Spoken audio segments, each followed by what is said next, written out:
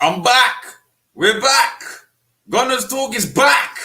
We're all back. When I say we're all back, I'm by myself today. We might have some guests coming on. Who knows? We might not. But I'll keep it short and sweet-ish. Because it's not been too much to discuss about Arsenal, as you can tell. I've just literally got in.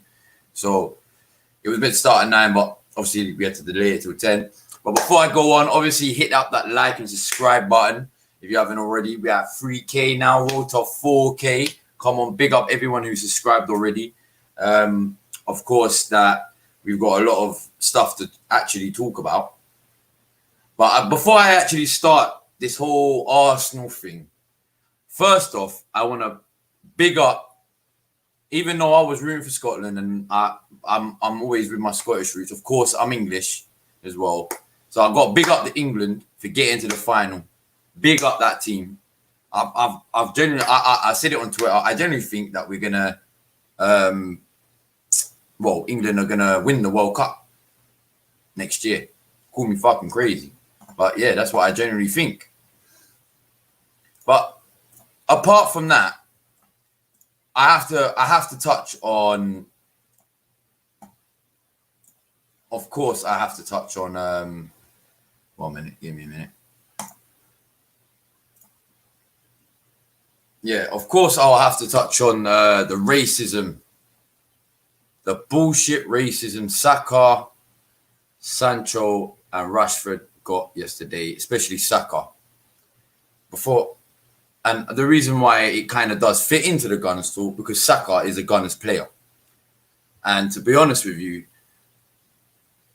you cannot get onto a 19-year-old kid, yeah, who's never taken a professional fucking penalty in his life, yeah.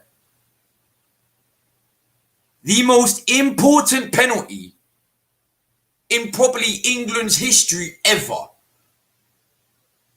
And Southgate, yeah, I'm blaming Southgate for that as well. The arrogance of it, that was very ignorant of him to do that.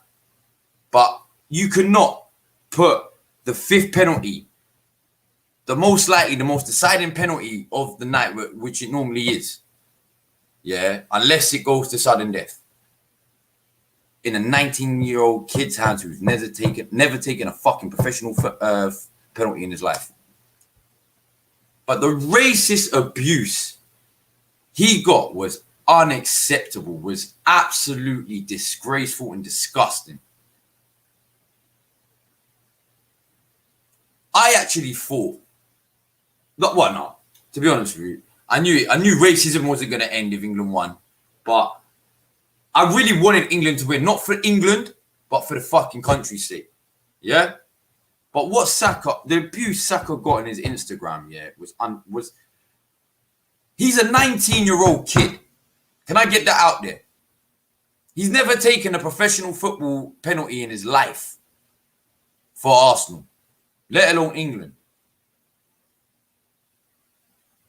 Put respect on his name, that the fact that he even stood up and took that fifth penalty. Because he could have easily said, nah, I don't think I can do it. And bottled it. Who I actually blame is Sterling or Grealish. I'm not being funny. Knowing it was 3-2, yeah, and that penalty was to go to sudden death. Knowing it was 3-2, one of them should have said, nah, bruv, let me take it, because if he misses, they would have known he would have got most of the stick. They would have known.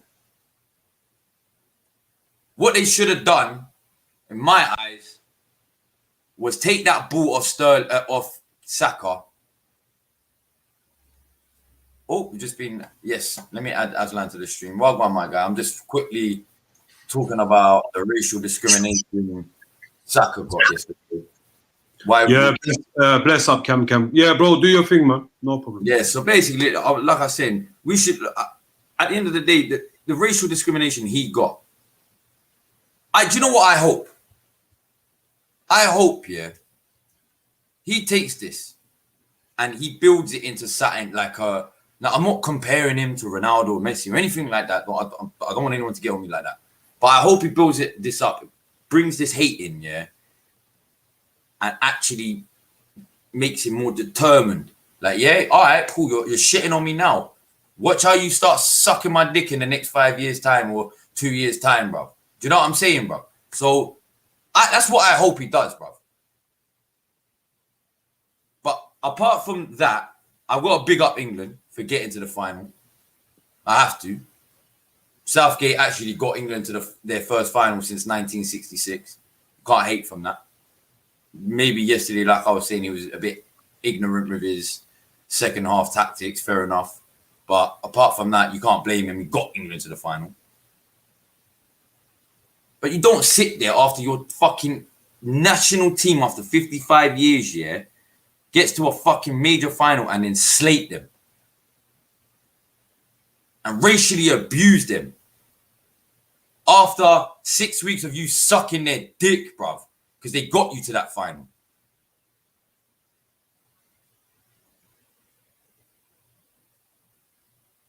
So that's what I'm going to say about that personally. I'll take it back to Arsenal. Of course, we're joined by Aslan tonight. Welcome, my guy. You good, yeah? Yeah, I'm good, my bro, man.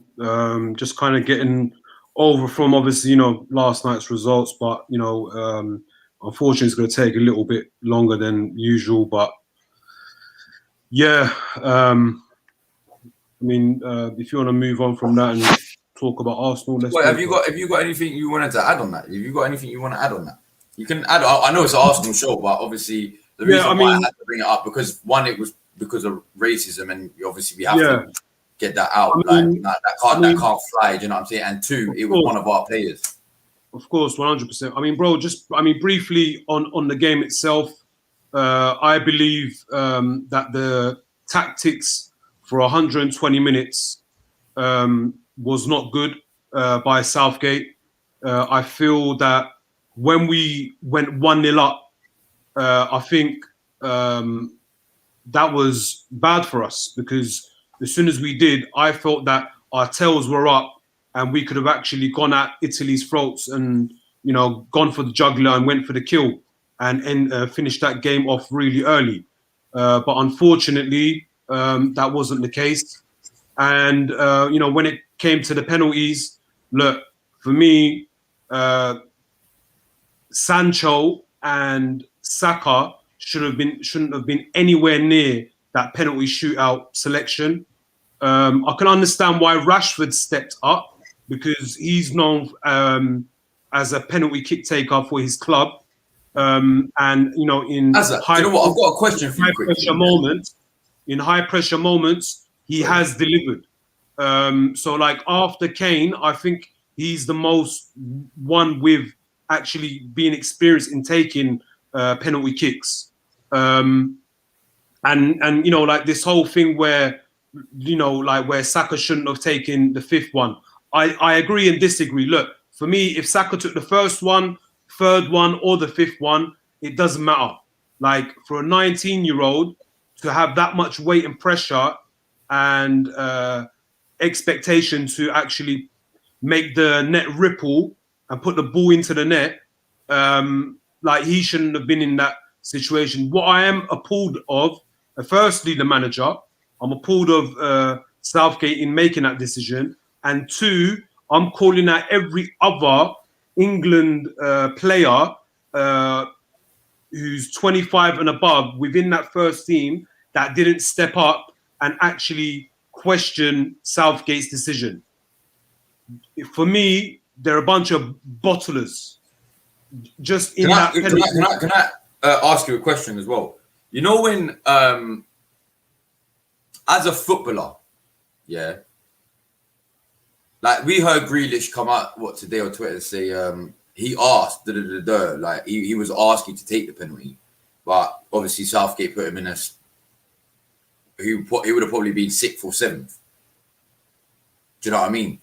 After Sancho, after Sancho missed his penalty, knowing full well that Saka penalty, that fifth penalty is going to be the most probably might be the most decided penalty because if they score, it's sudden death. But if they don't, obviously England lose.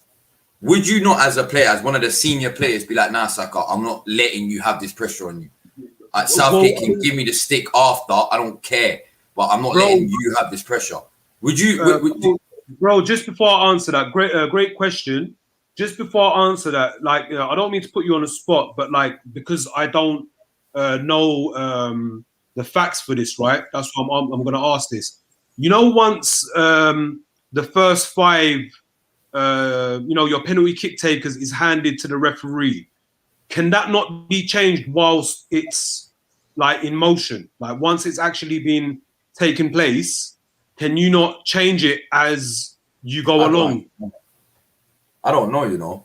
But I'll be honest with you, I would have just done it anyway. I would have got the stick for. I would have said, bruv, nah, bruv, fuck you, and fuck my manager now. I'm taking the penalty. I'm not letting that kid, I'm not letting that kid take a decided penalty. Whereas if he misses, he's gonna get most of the stick. I'm not letting it happen, bro. And just before I answer your question, there was a clip going around on the timeline, right, about Ronaldo. I can't remember like what international tournament was or like what the round was, but it was a penalty shootout moment, and Ronaldo as a captain called up Moutinho and I think that was Jose Fonte and Moutinho to come up and say, but I want you guys to take it. Not show courage. It's all in God's hands now. So that he's asking his fellow senior players to step up to the plate and take responsibility. Do you know what I mean? And not rely on the youngsters. So again, the great question you asked, bro. In my opinion, where Southgate, the manager, made that decision. Look, and I'm not trying to dig out Harry Kane. Look, he stepped up and took the first penalty. That's just as much pressure as any other, whether you're the first in line or you're the 5th in line to take the penalty kicks, right? He stood up, Maguire stood up. But the captain and the leaders and the senior players in that team should have said to Southgate, this is not right in allowing Sancho and Saka stepping up to take that penalty, because yes, it was behind the goal in the England end of those stands, but that's just as much pressure. You know, whether you take it towards your own fans or the rival fans, it's still pressure, bro. You know, so like I point the blame at Southgate first, and then the senior players.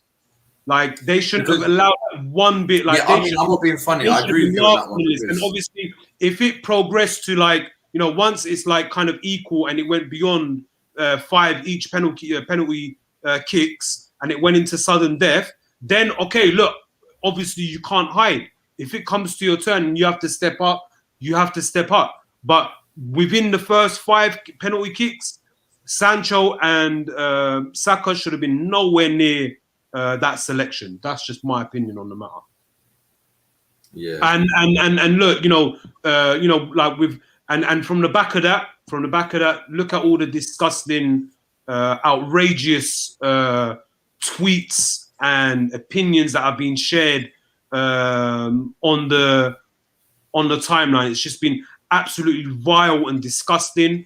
And I'm not sure if you've seen, the way what they've graffitied over Marcus Rashford's memorial in Manchester.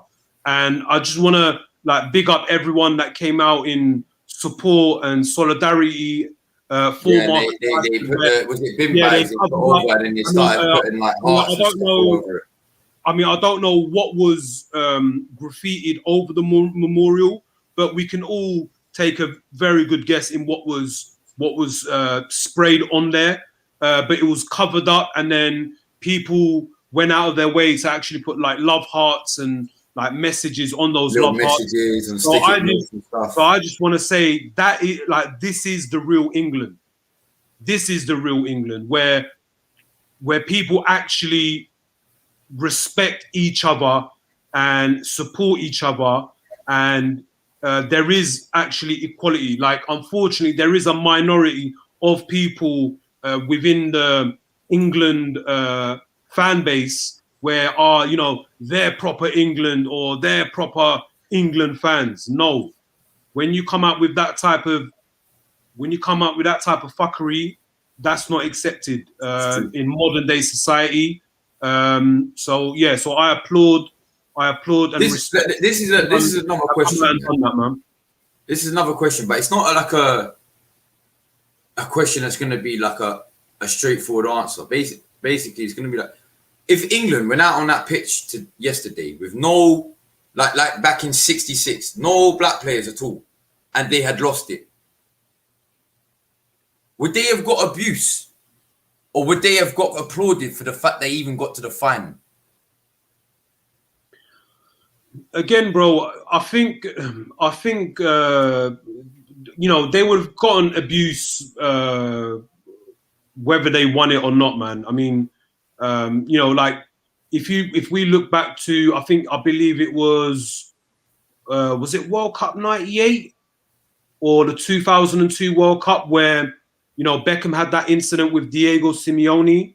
Was it the last 16 or the quarterfinals against Argentina? And where like he kind of like kicked at him, and obviously Diego Simeone doing up, like the World Cup. I think it was World Cup '90 because I think that's when Michael Owen burst onto the scene when he was like 18, 19, weren't he? Yeah, I think that was '98. I haven't got. Yeah, so '98. I was like '98. I was only 5-6 years old, but I think it was, Yeah, it was past the group stages, and I think it was the round of 16, I believe, against Argentina. And, yeah, because the backlash got after that was mad. Yeah, so like he done that, and look at the backlash he received. And do you know what, bro? It's the British English media that adds more fuel to the fire. When it comes to digging out and playing the blame game, the English media are known for the type of stuff that they print out and the message that they put across to the nation. And unfortunately, because there are some ignorant, fickle people in this country, they kind of like see that shocking headline and that one image on the front page or the back page, and then they use that as bait. They use the English fans get baited, and then they take a bite out of it, and then they express that energy which this country unfortunately does very well in hiding. Because like if we compare America's racism and England's racism, Americans, they come out blatantly and say it to your face. Whereas over here, England is more... It's undercover. It's incognito, People hide it. Yeah, it's like they say it and you have to think about it. Like, was that racist, bro? Like, whereas in America, I get it's more like they'll just out and out say to your face, innit? Whereas in England, it's like you have to think about it, and then you're like, yo, that was racist, bro. What the fuck? Yeah. Do you get what I'm saying? No, I get what you mean, but like it's a shame. Really. Shocking, the man. one thing that was bringing this country together, that one thing that was bringing this country together has now put I wouldn't say a mad divide, but has now put another divide in where you just blatantly there's no more excuses. Basically, you're just a blatant racist now to those racists. Yeah. There's no more excuses. You can't use no excuse. You're blatantly just a racist, bro. Like the fact that you're not even you're more concerned about going on a man's fucking social media to put monkey emojis or calling him the N-word or saying get out of my country and all of this, than actually being like, do you know what? I'm proud of these lot, bro. I'm actually proud. I know it's upsetting, but I'm proud. Like, I never thought I would see it. Personally, I never thought I would see England in a major tournament final in my lifetime. And that's not even me taking a piss. I just genuinely thought I'd never see it in my lifetime. And if I did see it, it was going to be when I was older. Yeah. Do you know what I'm saying? I generally thought that. So the fact I actually saw England in a major tournament final, I was actually like, shit, I'll get behind him. All right, fair enough, I haven't got behind him in the tournament, but for this final, I'll get behind him, bruv, because I didn't expect them to get to the final. Do you know what I'm saying? Yeah, like, you get what I'm so, bro. I mean, but yeah. look, I mean, look, it was very. Before you go on, yeah, we won't go too much longer on. The if you want to move it, so. if you want to move it along, bro, I'm happy to. No problem. Yeah, do you know? I mean, have you got anything a little after you want to add, or no, bro? Because you know, if it carries on, it's just gonna go on. Turn into the England show, bro. Yeah. Yeah, unfortunately. Yeah, say no more. All right, we'll move on to actual Arsenal news because I see people are saying Bellerin and all that. Now, obviously we've got one confirmed signing in Tavares. What's your thoughts on Tavares before we get into that? Bro, I'll be very open and honest with you.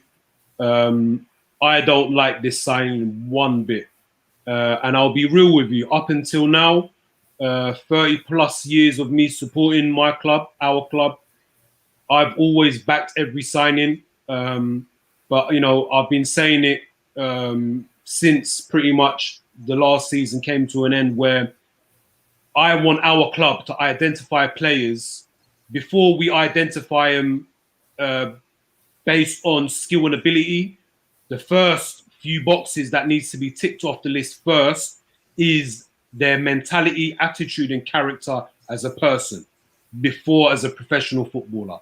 And the way and look, I don't need to bring up the video, but you know what a video I'm on about that was circulating on Twitter and all the social media platforms. Look, for me, I just feel that type of behavior shouldn't be associated to our club. What video are you talking about? The video of him making out and lipsing his dogs. With Tavares? Do you not know about this? I didn't. Bro, as soon as we were linked to this left back, straight away there was 2 videos where he was lipsing up one dog, and then a second video where he was lipsing up 2 dogs, and he was like enjoying it because he was the one who was filming himself, and whilst lipsing up these dogs, he was moaning. He was moaning in the video. Okay, I didn't know about that. That he was enjoying what he was taking part in. So where, like, you know, like we've gotten most recent past signings wrong, where they haven't worked out because of, you know, mentality, attitude, and character. That's why I say these 3 things are more important over skill and ability first. I want the right person to be identified before a professional footballer, you know, because you know, like we all know we lack leadership within our team and our squad, and I don't expect to have 5 captains like, you know, when we had Emery in charge, but I do expect to have more than 1. So obviously you're going to have your captain and your vice captain, but then there should be like another leader, because let's be real, even a captain can have his off day. You know, this is why human like us, you know. Shots just sent me the video now, fam. But then the rest of the players in that first 11, so take away, say, like 3 leaders. 3 leaders, that leaves you with 8 other players. The rest of the 8 players need to be fighters and warriors, right? And I just feel that, you know, the signing of this guy, he's not gonna bring any of that. I feel that he's gonna come in and corrupt the mindset of our young up and coming, or like our academy graduates in Saka, Smith Rowe, Martinelli. You know, I mean, Tierney is not. I mean, like I believe wholeheartedly Tierney is not gonna stand for that type of foolish behaviour. But yeah, you know, I just don't agree with it, man, whatsoever. And I'll be real with you, bro. I'm not gonna back him. I'm not gonna back him. I've just seen the video. Up until now, this is my first time actually expressing this opinion. But he's gonna be in my 30 years of supporting Arsenal Football Club. This is the first and only player which I'm not gonna back. So if I see him in an Arsenal shirt representing my club, I can't back him, bro. I can't do it. I've just saw the video, bro. It's disgusting, isn't it? It's bro. Just take it away from your screen, bro. Because once you see it, it's away from my screen now. Yeah, once is enough, bro. Like you're mentally scarred from that. What the fuck? I am mentally scarred, bro. Bro, look, that's why that's thrown me off the whole show, bro. What the fuck, bro? Oh my god! What did I just watch? And he's an Arsenal player now. Oh no! Arsenal player, bro. He's an Arsenal player. And whose signing is this, bro? This is Edu's and Arteta's signing. This is Edu's and Arteta's signing. Before that video, yeah. The only thing I was gonna say, to back him of our transfer activity, bro. This is unacceptable. The only thing I was gonna say to back him was, from what I've seen when he has played, I haven't seen a lot, and it's not going by YouTube videos. It's been like I've seen when Benfica were just like I'm just watching a random game, innit? Yeah, and one might be Benfica. When he has played, he does look old. He looks decent. As a player, he looks decent. I mean, he's still young, of course. He's got talent. He does look like he has got talent. I'm not gonna lie. In my eyes, I just thought they were bringing him to back up with Tierney. Just to back him up with Tierney, because obviously we know and we hope, and I touch wood. I fucking touch wood. I'm touching wood right now. Yeah, and I don't mean that in a euphemism. I mean tabletop wood, okay? Before anyone tries to get onto me, shit, man, or something like that, bro. Yeah, I touch wood, yeah, that Tierney doesn't actually get injured. I agree with you. I hope and pray that's not the case. Yeah, but now I've seen that video. I don't want him. But we got two weirdos at our club. Do you know that? There you go, bro. We've got Tavares and remember last year. I thought everyone's seen that video for a fact. The Saliba video. Everyone's seen that video. Yeah. And bro, sorry to cut you. For the people that use the Saliba video against my point, right? Bro, I'll be honest with you. When I saw that Saliba video, I wanted him gone as well. I wanted him gone because I don't want that type of weird behavior associated with my club, our club. We're already seen by world football rival fans as a banter, as a joke club, and to be associated with that type of weird behavior is not going to benefit us in any shape or form. So this is my frustrations. This is my frustration, and for him to be our first signing of this transfer window to set pace of our transfer window is unacceptable. I find it unacceptable. And look, but that's another thing. Like, this comment says it all.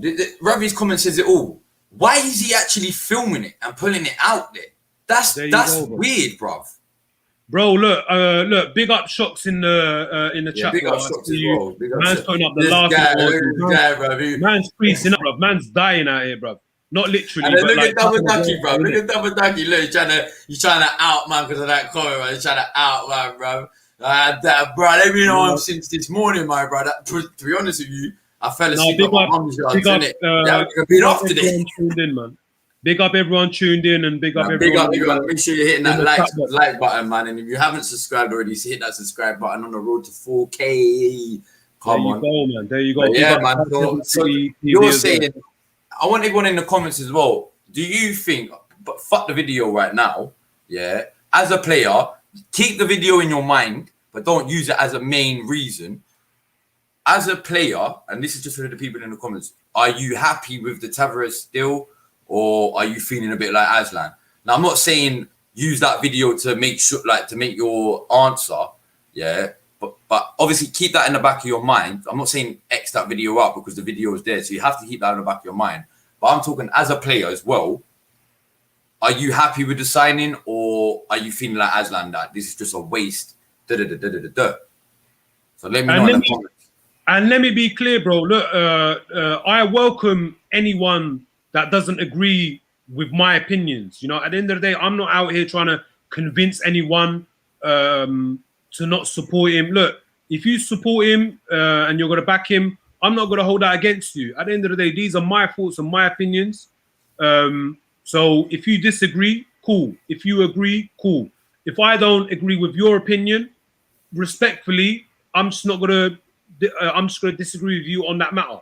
So at the end of the day, look, we're all Arsenal fans. We all argue and hate each other. We can have a, you know what it is. We can have a heated discussion, but in a respectable way, respectful, friendly manner, sort of thing. You know what I'm saying? Like, yeah, man. Now, big up yourself, Abdullah. Yeah, big up, Ravi, man. After that, it's a daughter, innit? I'm having a little girl, man. So, I said, what is Tavares? Sounds like another dead baller, fam. See, look, the problem is, yeah, and I've been saying it for, I've actually been saying it for a couple of years, but I've only said it a few times on actual streams, innit? Yeah. The problem is nowadays is the younger generation of players have a bigger expectation on them now than they did sort of 15, 20 years ago. Do you know what I'm saying? So people are now, because of the whole Ronaldo and Messi, because they were just mad at the age of 19, 20, 21 themselves, everyone's now expecting, and Neymar as well, everyone's now expecting to every single player to be like that. And it doesn't work like that. So, like, but there's players out there, yeah, that probably had a shit start of their career, but look at them now, they're probably ballers, bro, and they're like 28, 29. Yeah, of course, bro. I mean, look, when it comes to footballers, some make an impact straight away from a young age. Some are late bloomers. Yeah. You know? And we have a few examples like that within our squad today. You know, and that haven't been given a fair chance or a fair shot or a fair run-in within the first 11 to get that valuable game time in order to showcase their talent. And for some reason, you know, they've been outcasted.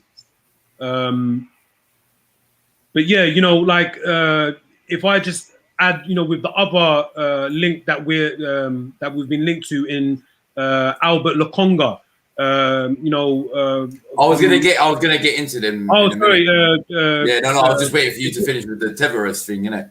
Oh, what? So, are we? Is that a segue into Lokonga? Yeah, the Lokonga. Yeah, you've made the perfect segue into Lokonga. Cool. So, with Albert Lokonga, bro, look, he's another player I think of a similar age, who ticks all the boxes from the mindset before the physical set, right? Can you before you go on quickly, yeah? Do you know who he reminds me of? But not as the same player, sort of player. But do you know who he reminds me of? A little bit, Fabregas, because I'm not saying in the same player, like, you know, like I'm not saying as the same position player, but are you highlighting the leadership qualities? Yes, because he's Anderlecht's captain. Yep. And he's 21 years old. Yeah. That shows look, but I mean, I'm not saying, I know Anderlecht ain't a massive club. Not disrespecting them. I know they're not a massive club. Yeah, I mean, they're a big enough club because a lot of people know who Anderlecht are. But they're not a huge club like, you know, like your Arsenals, United, Cities, Chelsea's, your Barca's, Real Madrid's, Ajax. They're not that on that scale. They're probably the scale just below, isn't it?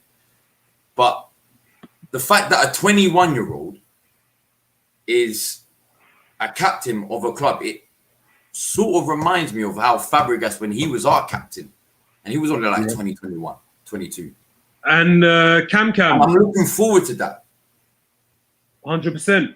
And who gave him that responsibility, bro? It's fair to say, look, even as a neutral, we can all agree that Vincent Kompany has been arguably one of the best centre backs and captains to grace the Premier League. And he is currently the manager at Anderlecht. He identified Albert Lokonga as a captain for that team at his age. So again, when I'm comparing, and for that to, like you're saying, for that to come from Vincent Kompany, a natural born leader himself, that says a lot. That has to say a lot. That means there's something that he sees in Lokonga, yeah. And I hope and pray that he does live up to the hype that is being hyped up about him, yeah. And I'm not expecting miracles within the first 2-3 seasons because he's got a lot to learn, of course, because Premier League is completely different. Coming to of course, I'm not expecting Lokonga to come in and make an instant impact. If anything, with the Lokonga deal, I'm expecting that to happen, his impact to start happening in the next year or two. I'm not expecting that in him. I'm not really expecting to see him in the squad too much. I expected to see him on the bench, but not in the actual starting 11 too much this season because of his age. And like I said, the Premier League is complete. But I always say it to every other league in the world. The Premier League is completely different. You have to give a player at least a season because, bruv, if they're coming from the French league, the Italian league, Spanish league, the Eurodivise, or Devise, whatever how you pronounce it. Hope I didn't pronounce it wrong in disrespect, but you know the Netherlands league and all that. If you're coming from one of them leagues and you're coming to the Premier League for the first time, it doesn't matter if your team has played the Premier League team and beat them or not. You're coming to the Premier League.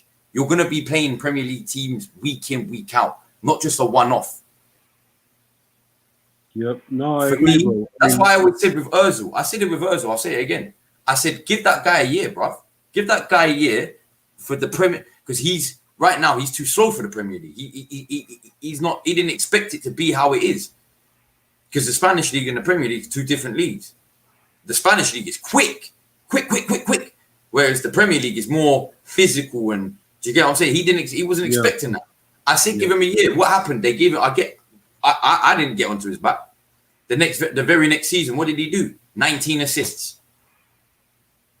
Yep. That's why I always say you always got to give a player, depending on the age and where they're coming from, at least a season.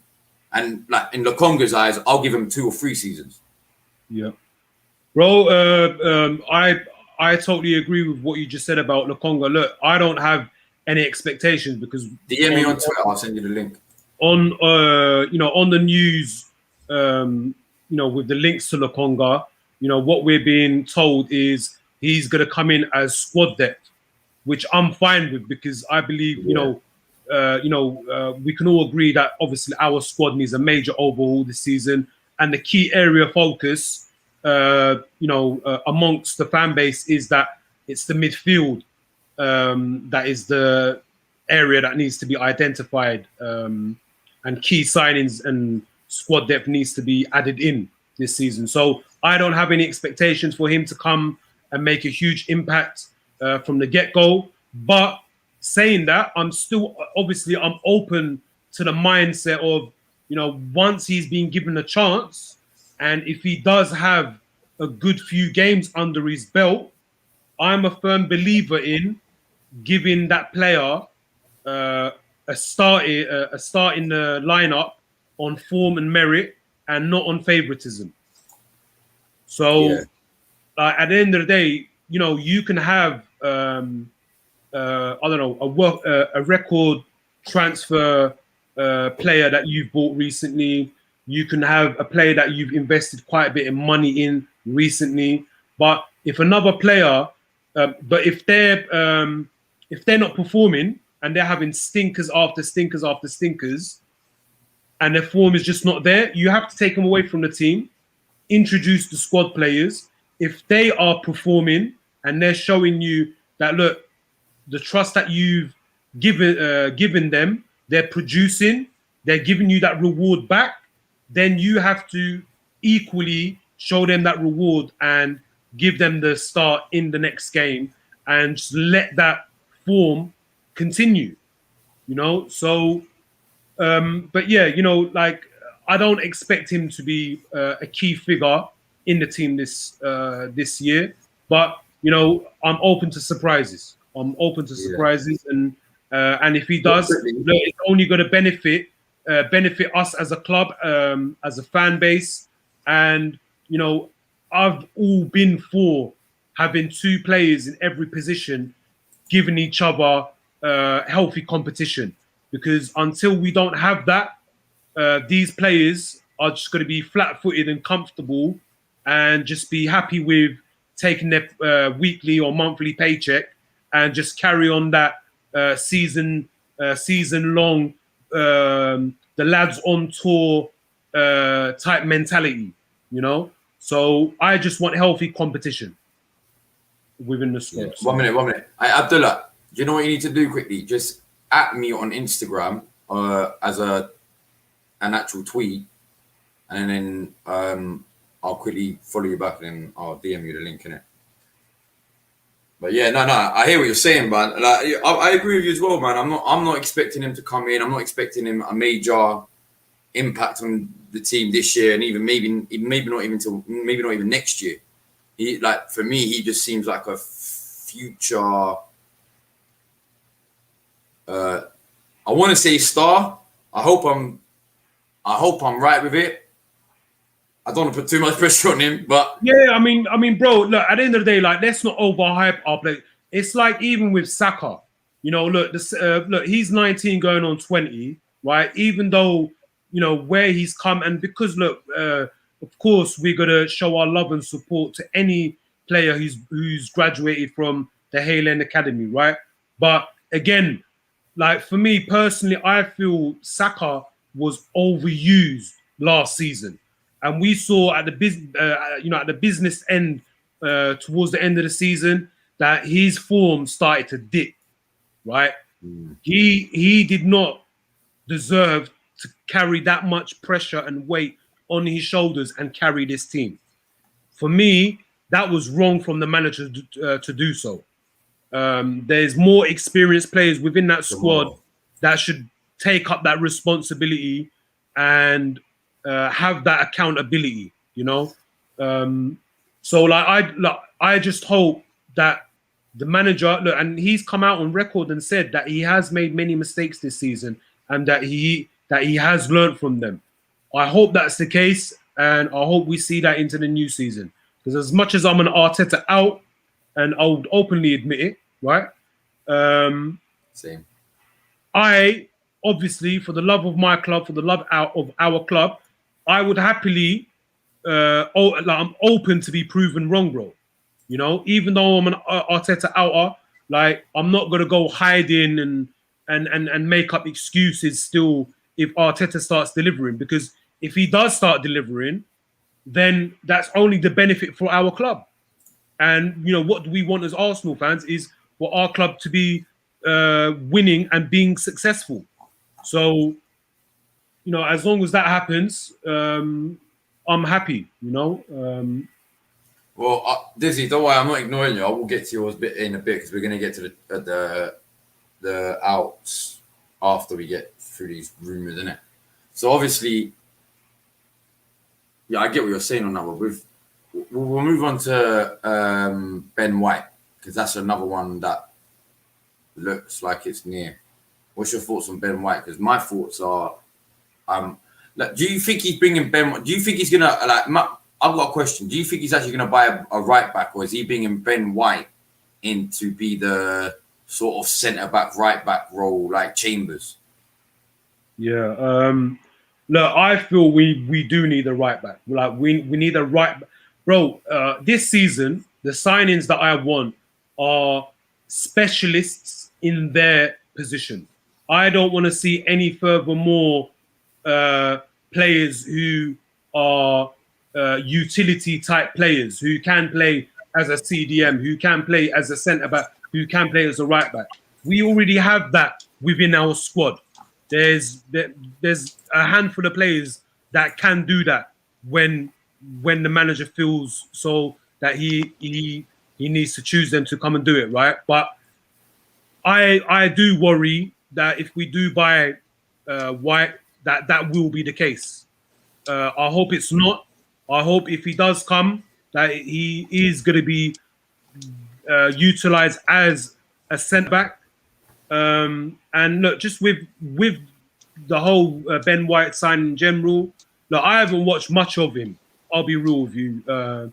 Last season with him at Brighton and when he was on loan to Leeds, I haven't watched much of him. But from what I have seen of clips of him, and look, when we do watch these compilation videos on YouTube, obviously you've got to take them with a pinch of salt because there are the best moments in certain games, when these compilations are made. So with that in mind, look, he does look good. I'm sure he would be a good addition. For me, my only concern is the money that's being spent. Now, I'm not against the club paying that sort of money for him on what's been reported at 50 to 60 million. But if they do fork out that type of P, I just hope it doesn't hinder our other targets that we need addressing. As long as that's not the case, I would welcome the signing. But if we do sign him and we can't get other key areas or other players for the positions that we need, then I have a problem with this signing. So that's just what I thought. Go on, I'll get what. Welcome to the obviously the show. Well done, Guna. You good, yeah? Yeah, I'm good, bro. Obviously, we'll quickly get your thoughts on the the Tavares deal and Lokonga.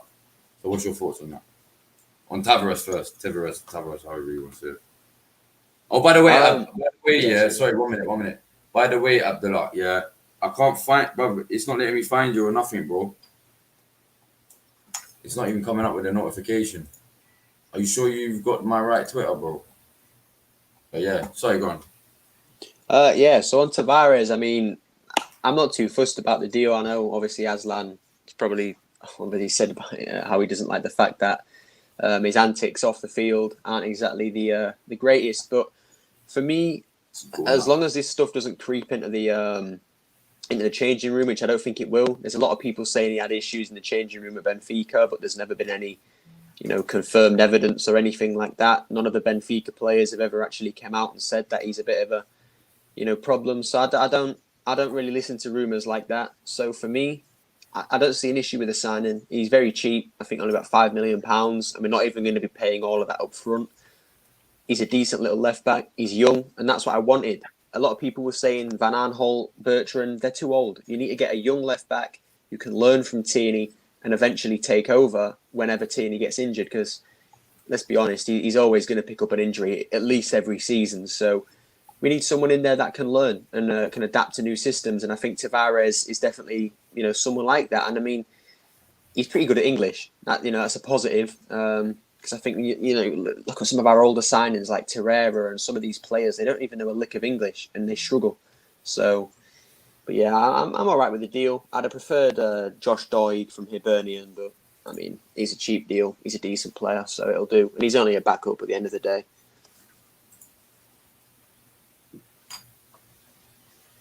Okay, and what's your thoughts on obviously the Lokonga deal that's looking like to come through?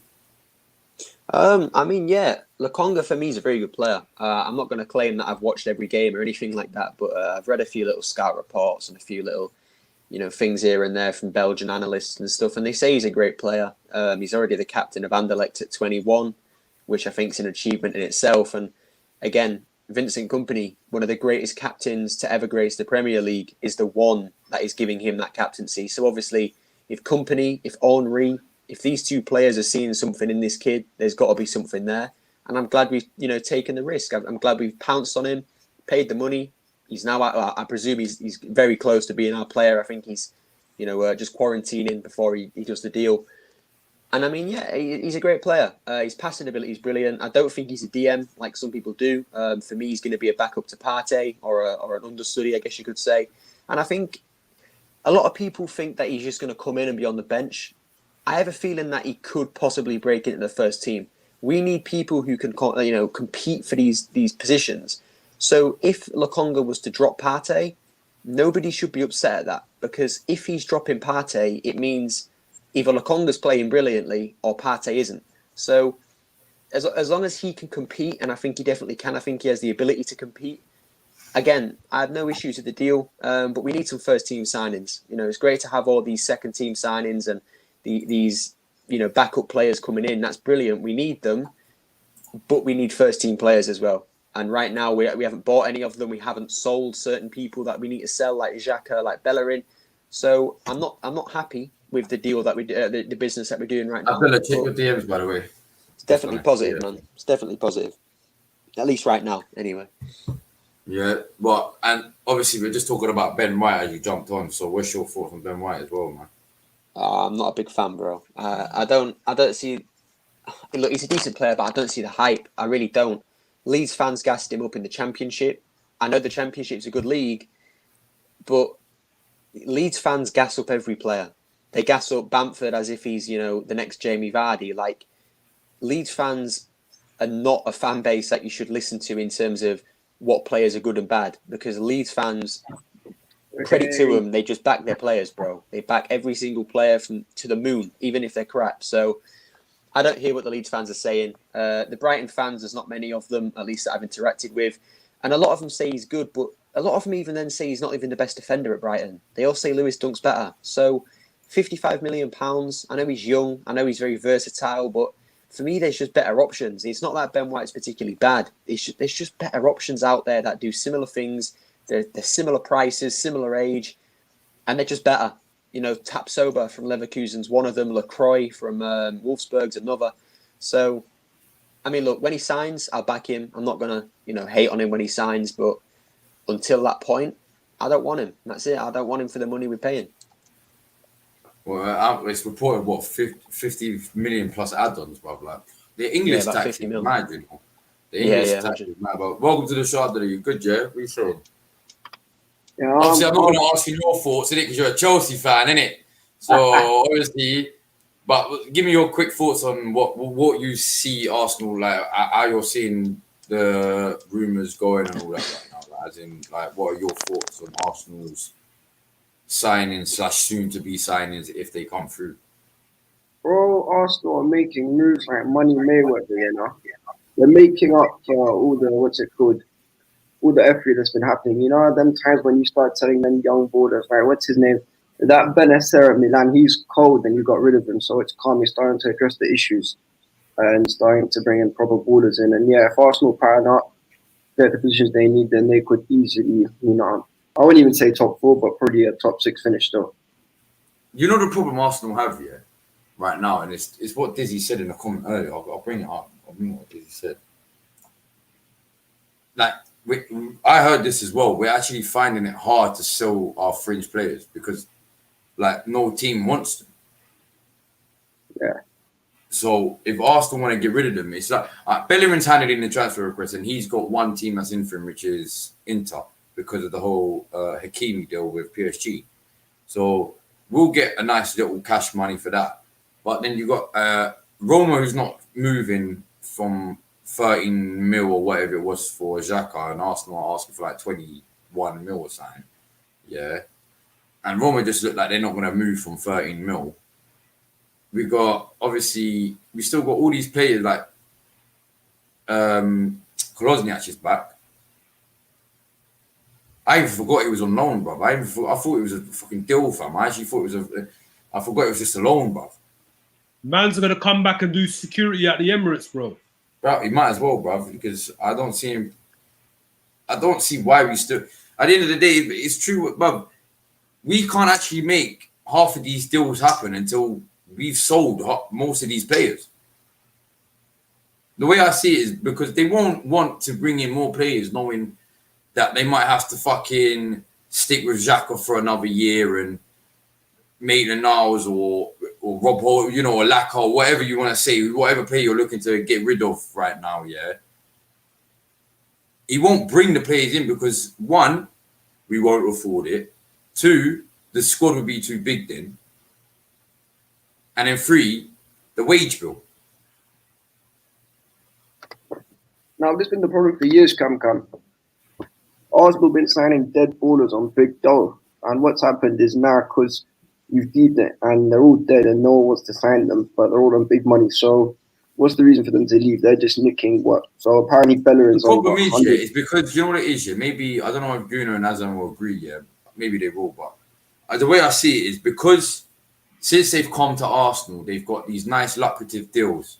Yeah, they're now looking to get that same sort of deal when they move away.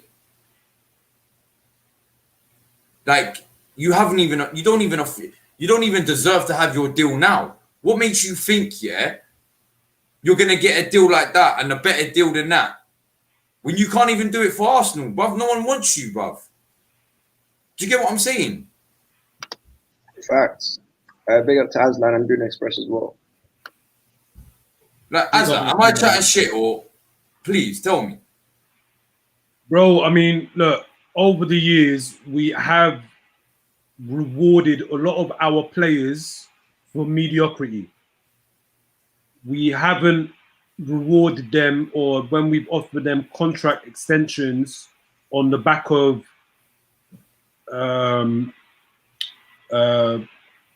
like good performances and success. We extend contracts or give them bumper new deals way too early. And also, you know, we allow contracts to be run down and give the player all the power. Now, with what we saw recently in offering Kieran Tierney a new contract extension, I'll be real with you. As much as I criticize on what our club do, I applauded my club when they done that.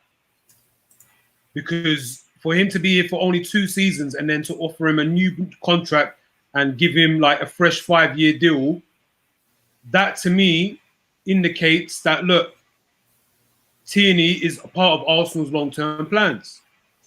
But you know, again, it's just but that move there for me was a baby step forward. Now I want to see other players being given these contract extensions who are a part of Arsenal's long-term future plans. Like even, look, I'm not sure if we're going to touch on Saliba going out on loan, but just briefly him. We'll touch on that in a bit. Let me, you know what it is, yeah? Obviously, because we've got all these rumours as well. Obviously, we've got James Maddison. Like, bruv, who else have we? Bruv, there's so many. I can't think off the top of my head right now, but I know we've got James Maddison as a rumour as well. We've got Locatelli, Awar. I really can't think of the top of my head right now, but we've got so many rumours and so many that are looking like they might happen. Yeah, but it's mad. I don't even think we're even going to be able to get out to the outs today. Bro, look, I'll be real with you. Look, up until I see key players that are going to come and make an impact for the first team, until Arsenal.com make it official and announce it on their website with the player holding up the shirt or wearing the shirt, I don't believe any of these transfer rumors, links that have been spoken about. Because look, it's all well and good being linked to numerous players, but for me, that's just the same pattern that I've seen in previous summer transfer windows, right? Because we were linked to Benzema year in, year out, Julian Draxler year in, year out, Edison Cavani year in, year out, and other players across the continent as well. But did they get done? Did they hold up the Arsenal shirt? Did they wear the Arsenal shirt? No, they didn't. So I understand some people are optimistic.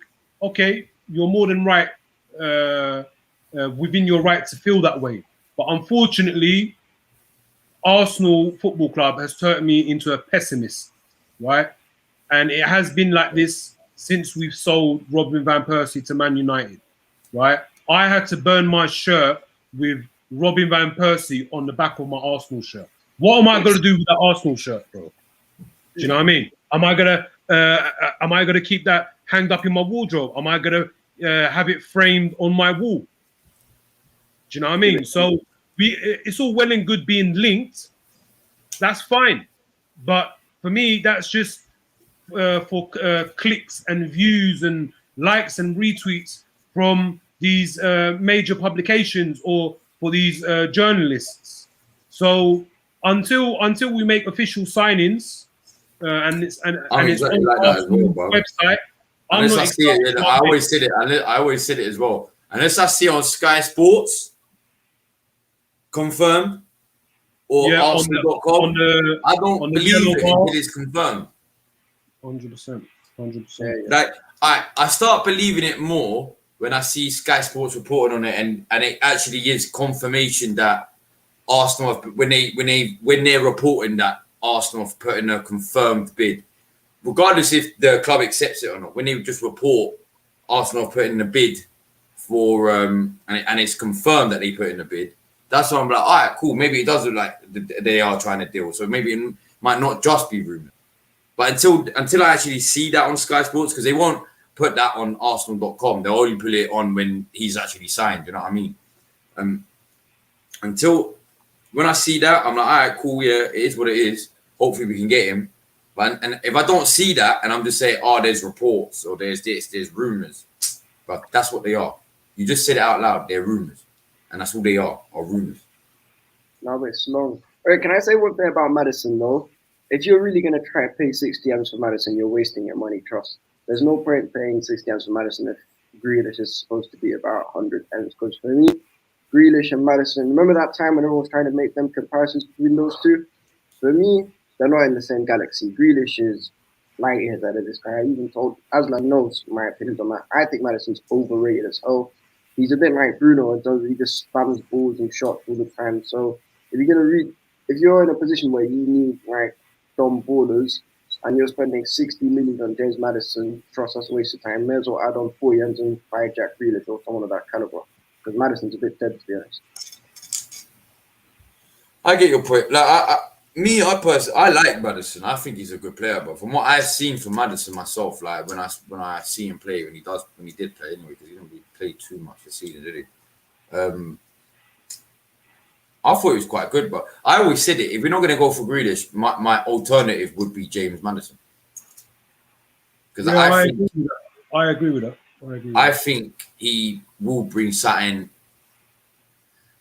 No, I'm not expecting him to come. Like, if he was to come, I wouldn't expect him to be like an Ozil-esque sort of, you know, he's going to get us all the assists and all that. Because even though he can be that player, I don't think he is that player. Do you know what I mean? I know he can get assists and that, but to 20 assists, I doubt it. Do you know what I mean? But the impact I see him have on games, yeah, and his passing as well. His vision, he's got a decent vision. I've got to give it to him. He has nice vision. And if he was to come into the Arsenal team, yeah, knowing that right now our only cam, if you can call it, is Smith Rowe. He's still got a lot to learn.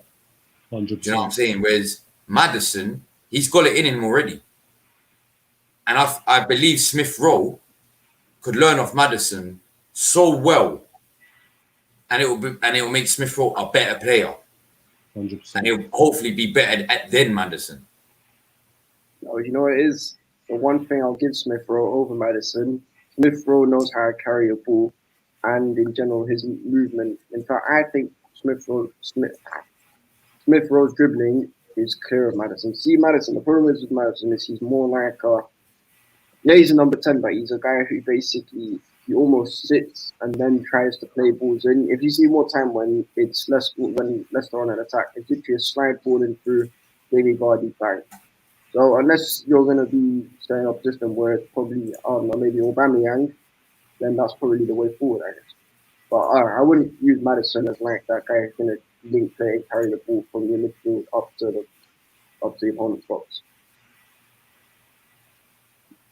No, I agree. Like, my first choice is definitely Jack Grealish, and but unfortunately, within our fan base, we get people saying, "Oh, stop being deluded, lower your expectations." No, like the generation. You know what? I rated Aslam because from when day I was one, growing yeah, up, I remember from day one, but you always said I'm not lowering my expectations, fam, because the no, Arsenal I knew always were demand more. fucking challenging, bruv. And I'm exactly the same. And I'm bro, not do you know lowering my why? expectations, bruv. Bro, do you know why I feel like that? Because that's what I saw from my elders from within our fan base. Like growing up as a younger and you know, when I went to games with my older cousins or older family members, Highbury. like it was, you know, and you know, as a child, you know, when certain results don't go your way, or when you lose cup finals, you know, like your emotions as a child, like you're a lot more sensitive. Do you know what I mean? And you know, so like when I have cried at these times as a child, from my elders, I've always been told that, look, don't worry, we're Arsenal, we're always going to demand more. This is what was instilled in me at a young age. And that's why I try to get the message across to the generation younger than me, and for that generation to pass on that message to the generation younger than them. Because if we carry on like we are for the past 17 odd years, right, bro, we're going to be missing out on the next generation of Arsenal fans. It's already started to happen when we're seeing, you know, and look, this ain't a shot at you, Abdullah, but you know, like we're seeing a lot of the younger generation now supporting Chelsea, bro. We're now seeing fans in London supporting Manchester City, bro.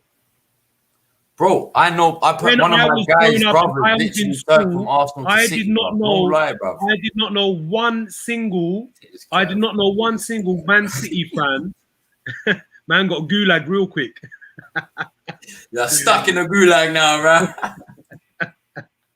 No, but like, look, when I was going to school, bro, there was only one Chelsea fan in my class. There was only one or two Tottenham fans in my class. The majority was Arsenal fans or either United fans. And we all know most of United fans. We all know most of United fans outside of Manchester. I had one or two Liverpool fans. The north is South London, bro. Like you go South London, most of them man are Man United fans, innit? But that's the funny thing. We're exactly the same in North London, innit? Like when I was in school, you would have mainly United fans or Arsenal fans. You wouldn't get many, like you would maybe have a couple Chelsea fans. You had a bit more Tottenham fans because obviously we're North London, innit? So you had it was mainly Arsenal, Tottenham, and Man United. Believe it or not, Chelsea. There was a couple Liverpool fans. Bro, because I was born and bred in Islington, right? Obviously, you know, Islington's more closer to Arsenal, innit? Yeah. So that's why I said there was only one or two, because I went to a secondary school in Highbury, because that's why I say there was only one or two Tottenham fans, do you know what I mean? Or one Chelsea fan. So, but I mean, if you obviously grew up, you know, further up North London or in the Tottenham area, possibly there's going to be a higher chance of more Tottenham fans than Arsenal fans. So, but yeah, you know, like that's why you know our club needs to get their act together. And look, this summer window is our most vital transfer window in our history, in our entire history. Do you know what it is? Like yesterday was the biggest game for England in their history since the World Cup. This is what our summer window is, bro. 100%. Yeah. It's mad. And obviously, who's the other players? So obviously we're close to signing Lokonga because I think that one's going to go through in the next couple of days because I heard he's in London now, isn't he, to do his medical. I think this week it should be it's Monday. Well, it's coming to an end Monday, but yeah, this week it should be announced because we got the confirmation that he's on his way to or he's in quarantine, I believe. I think he's already in London. Yeah, I think he's already in London. So the medical announcement, should definitely be this week. But I mean, just to piggyback off what was said earlier about grealish and Maddison. Look, So what I just said earlier, that's why I feel that we should go all out for Jack Grealish. At the very minimum, we should be at that table and be at the discussion of possibly, getting Jack Grealish. But at the end of the day, it comes down to whatever the fee is accepted between the buying club and the selling club, and ultimately it comes down to the player, innit? Depending on where they feel they're going to go on to and achieve success. But if we can't get Jack Grealish, I would be okay with us getting Maddison. I feel, where you highlighted his strengths earlier, Cam. Just to add on to that, I feel like, look, the guy's got an eye for goal. And recently, I saw a clip on the timeline of an interview of him and our legend, our king, Thierry Henry. It was a short clip, and Maddison was basically complimenting Thierry Henry, saying that, look, we all know what your trophy cabinet's like. We could be here for a very long time talking about your honours, your major honours. But he goes, when I look at my trophy cabinet, I don't really see anything. Do you know what I mean? And he was making it clear that he wants to win major honours. So that indicates to me that this guy has got that winning mentality. So there's another thing as well. He all the Leicester squad got pictured in pre-training, going to wherever they're going to for pre-season, and he wasn't in it. He's the only player that didn't go. Literally. Well, what was it, about a week ago, 2 weeks ago? What was it? His friend, or who's his? I believe he's his agent. Put up a post on his Instagram, and I think he's an Arsenal fan. So he put on his social media that the Maddison links is true, and that it could possibly happen. So, but again, look, whether we go and fork out 50, 60 mil on him, I would welcome it, only on the basis that we go and address all the other positions that we need addressing this summer. If they get done, then I'm happy. So whether we spend a mil, 5 mil, 10 mil, or 60 plus mil, as long as we get all our players and the main ones are the ones that are going to come into the first 11, I will be happy with, and I will support the transfers. So, you know what? I agree with Dizzy on this one. Arteta get them done. I'll be good with it. Me personally, I agree with Dizzy on this one. This is the first transfer window with Arsenal where I actually feel confident as well. Every transfer window, I'm like, it's just going to be the same old shit. But this transfer window, I just don't know. Maybe it's just me letting the gas get to my head, but probably British gas got in my head, bro. Fucking, you might as well sponsor me now, bro. Basically, I think we will address half the problems. I still think come the season when it starts, we will have a couple problems still. Because I don't think we're going to be able to, as much as we want to see it, and as much as I think we should do it, I don't think we're going to be able to actually address all the problems right now. But if we can get at least half, more than half, so more than 50%, yeah, whether it's 52%, that's still more, yeah. If we can get more than 50% of the problems fixed for this transfer window,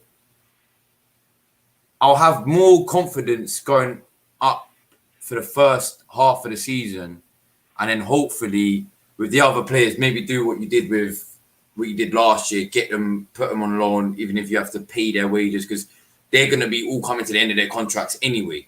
Do you know what I'm saying? All right, fair enough, we need to get money for them, but if it's to the point where we have to keep them for another year, fam, just put them on loan, innit? Fuck it, just get them on loan, get them out of the squad, and then if needs be, bring one or two loan players in just for the squad depth to get us through to the end of the season. That's what I personally think and see will happen. Yeah, I mean, what Dizzy just posted up there, that he feels it will be a great window. Look, and what you just said there, Cam. Look, again, look, you're both more than entitled to your opinion. and what you deem as acceptable. For me, bro, it won't be acceptable one bit. I'm not saying it's. I'm not. Do you know what it is? I'm not. I'm not saying I would like generally accept it like that. I'm just saying I would have more belief. Do you know what I'm saying? Like I would have a bit more like, all right, cool. At least you addressed at least half of these problems, innit? You still got more to address, but yeah, bro, I hear that. I mean, you know, again, it will just be another repeated pattern like we've seen in previous other windows, bro. You know, now look, even if I take it back to 2013, bro, look, when we signed Mesut Ozil, like everyone in our fan base was buzzing. When we signed Sanchez the following year in 2014, everyone was buzzing.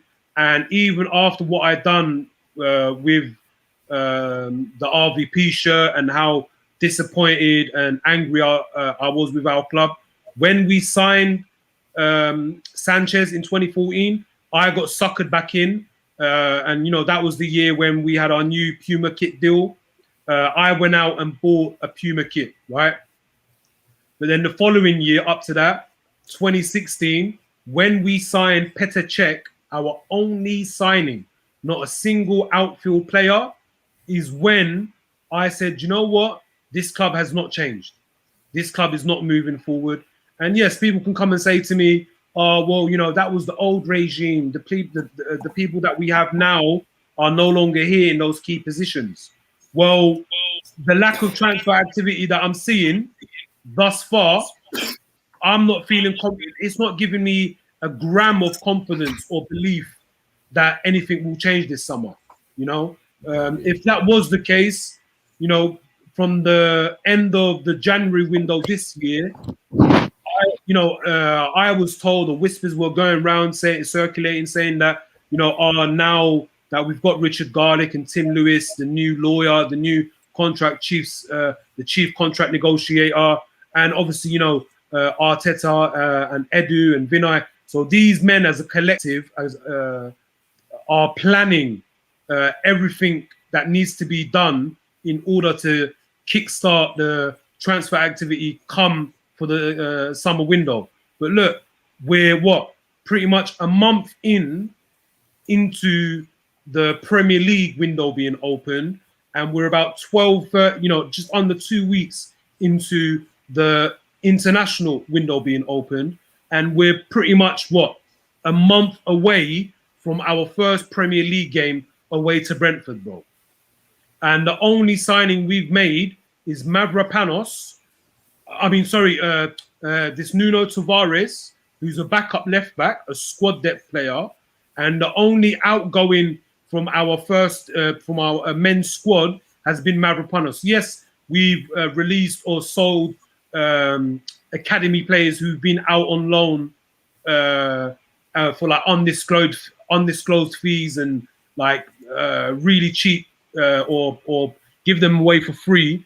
But again, like these players haven't really had any competitive games in the men's team or haven't made an impact. So I'm not really taking that into account whatsoever.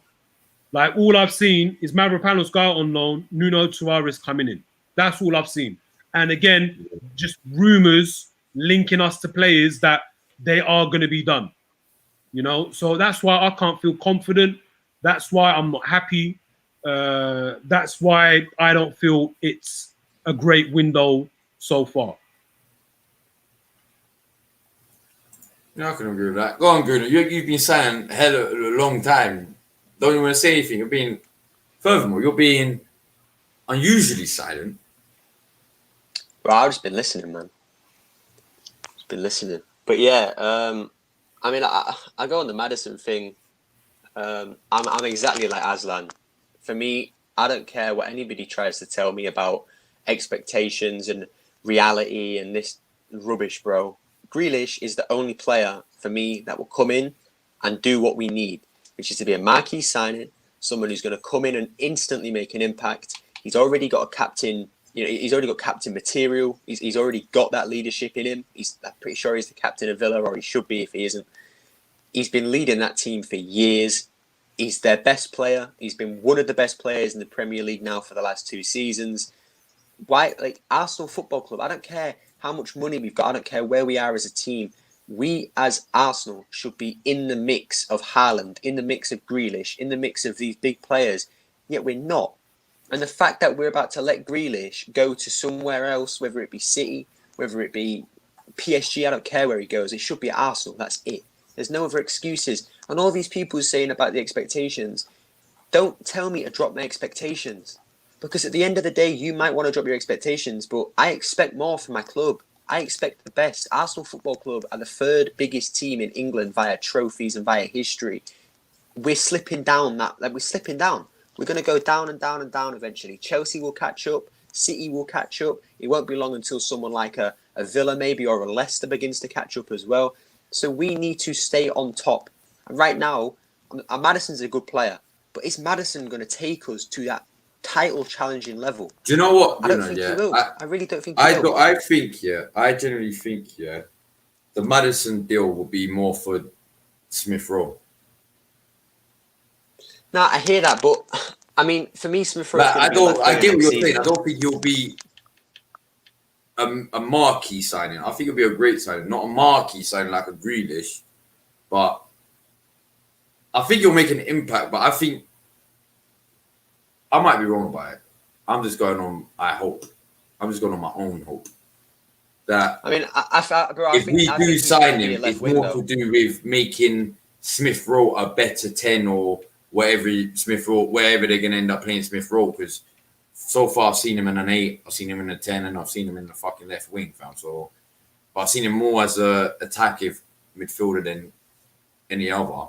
So I think Arteta really wants Smith Rowe to be that player, but he just hasn't got that caliber player ahead of him for him to pick up on and learn off. That makes sense? I mean, I hear that, but I think Arteta's going to play him as a left wing. I don't think Arteta sees him as a 10. I think he's going to put him on the left side of the pitch, which is what makes me question why we're signing Maddison. Because Maddison is a good 10. He is. And he can fill that role, and I think he can definitely do a job. But Maddison, one point for me with Maddison is he can play left wing as well. So I'm presuming what he's going to be doing is switching Smith Rowe and Maddison between left wing and Cam all the time. But again, if you're going to be spending 70, 60 million, 80 million pounds on Maddison, just go and put the extra money in. Don't buy, Ben White. Go and get a cheaper centre back, or don't buy, someone maybe that we don't need, or maybe just find those funds somewhere else. Maybe the Cronkies just finally put a little bit of money in. Say here's 20 mil. Here's that 20 million extra to go and get Jack Grealish, because Jack Grealish. And do you know what? People in busy. Do you know what? I have to quickly defend Bruno on this. I generally think if Arsenal was to go in for Jack Grealish, he would pick us. I don't know why, but he's got this fucking little brotherhood with Saka, bruv. Like, have you seen him during his England? But all I've seen is him and Saka in pictures, bro. Together, they're all talking about his shit. Like, I generally think, and I know he's a Villa fan, but as he said in the past, I might be chatting shit on this one, but I swear I've seen it somewhere. I might be chatting shit, but I swear I saw it somewhere anyway. That he actually has desire to, he would like to play for Arsenal as well. Well, he said in the past that the Emirates is his favourite stadium in the Premier League. Oh, I know a lot of rival fans will say, "Oh, that means nothing. That's just looking into it too much." But why would he say that ever? Like, why would a player like that just randomly come out and say my favourite stadium is the Emirates, or whatever stadium it is? Like, I don't. Because I get what you mean, because if you're a Villa fan, wouldn't you say the best stadium I've ever played in is Villa Park? Exactly. That's what I'm saying. So for me, look. He loves Saka, whether you want to admit it or not. That, like you said, Cam, they're always around each other. When you look at their Instagrams and the little videos and all these little things, it's always those two together. They're great friends. And I think, again, someone will say, oh, but you look into it too much. But I don't think you are, because players, and I think someone like Grealish, yes, he's concerned about winning trophies and probably making money, but I think he wants to enjoy it at the same time. At City, what other English teammates is he with? I know you've got your Kyle Walkers and your Phil Fodens, but he doesn't share the same relationship with them as he does with Saka. I think as well, if we gave him the money, and I don't know where this whole thing about us not having money is coming from. We're offering Maddison 220k a week. Like, we've given Aubameyang 375, we've given Willian 250, Ozil 350. We can give Grealish whatever the hell he wants. Like, we can give, and you can argue about the Champions League thing. The guy's not playing in Europe now anyway. So what? That's what I mean. Like, when I've seen this one, if he's moving from Man United, then I get that. But he's not. He's moving from Villa, who are worse than Arsenal. So I don't get why. Like, where is this whole thing coming from that he wouldn't move? Yes, he would. He would move to Arsenal. Yes, like, pyramid scheme. I have to address this comment in it. Yeah, like Good Express was saying, bro. You can't. It's not delusional, bro. There's no delusion in it.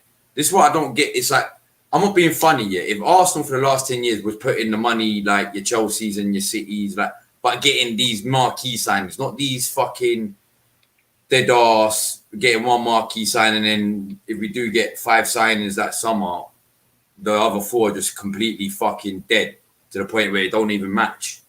Yeah. If we didn't do that and we did what Chelsea or your City or United done, or well, maybe not United, but City and Chelsea and even Liverpool done, yeah, with Klopp.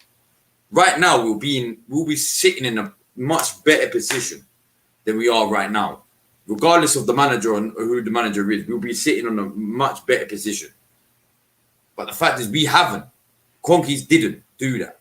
They're only looking like they're deciding to do it now. And that's not even being confirmed yet. Because, do you know what I'm saying? Like, look at all the rumours that are coming in. Look at all the people we're linked to. Look at all the people that are so close to being Arsenal. It's like what Azan says, but I don't believe it until I see it on Arsenal.com. And I get that. I'm exactly the same as well. But for the first time, like my man was saying earlier, this transfer window, it's the most excited I've been in a transfer window for the last 10 years. So for you to say we can't get Grealish over City, Chelsea, United, you can't say that, bruv. Because I'm not being funny. City and Chelsea could go offer him, not Villa, not the money for Villa, but his contract. They could go offer him 200. If Arsenal come and say, we'll give you 250. Where's he going? Well, exactly. Like, he's going to Arsenal. It's obvious, man. No, but you gotta look at it from the perspective of his own Because ambitions. no, do you know what it is? Because there's players out there that say, "Oh, I want to win trophies. I want to do this." But really and truly, they're using that because what they really want is the money. Yeah, I hate that. Bro, like we've been hearing that Maddison's on 110 at Leicester currently, and that if he comes to Arsenal, his wages are going to be doubled. So that's 220. 220 or something. What is Jack Grealish on at the moment at Villa? Does anybody know? 100 racks a week. 100. Well, there you go. So if we offer him 250, are you telling me he's not going to be interested? It might be. Now, you know what it is, Aslan? The reason why I think Grealish would probably pick Arsenal over Chelsea or City isn't so much because obviously Chelsea and City are both better teams than Arsenal. But if you deep it, right, both teams already have like quality players in those respective positions. Not to say that Grealish doesn't walk into our team. He walks into our team any day of the week. But what it is that at Arsenal, right, there's not too many like dons. Like it wasn't the time when you had Bergkamp, Henry, Vieira. I think he's on. Yeah, there's no competition. It's facts. Exactly. What you're saying is facts, bro. Like there's so much competition in these man. Other teams. You're right. You're right. 100%. Yeah, and that's the thing. Like, if he was to go City, he's got Foden. He's got Bernardo Silva, De Bruyne, Gundogan. Like, there's so many players there. If he goes Man United, bro, look, Grealish probably could beat out all those players I just named at City, but he's still got to compete with them. At Chelsea, he's got to compete with Mount and all these, Havertz and these kind of players. United, you got Fernandes and Pogba and these man. Arsenal, who have you got? Literally no one. If he wants to play left wing, if he was to come to Arsenal, he knows he's the star boy. No, straight away. He's taking that time from Aubameyang. Cam, look at it like this. If Grealish wants to play left wing at Arsenal, is anyone here actually going to tell me you'd rather Pepe over Grealish? Because if you do, beg you leave. Beg you leave, man. If you look, I love Smith Rowe. I honestly love the kid. But are you starting him over Grealish? No, you ain't. No. So your Grealish walks in that team, he gets that number 10 jersey and he fits it like a glove. The amount of shirt sales that would bring as well, bro. The money Arsenal would, like, everybody says we're not buying shirts, this and that. If Grealish signed tomorrow, bruv, if Grealish signed tomorrow, every single fan that says I ain't buying a shirt is ordering a Grealish 10 shirt, bro. Like, instantly. So this is what I don't get with the club.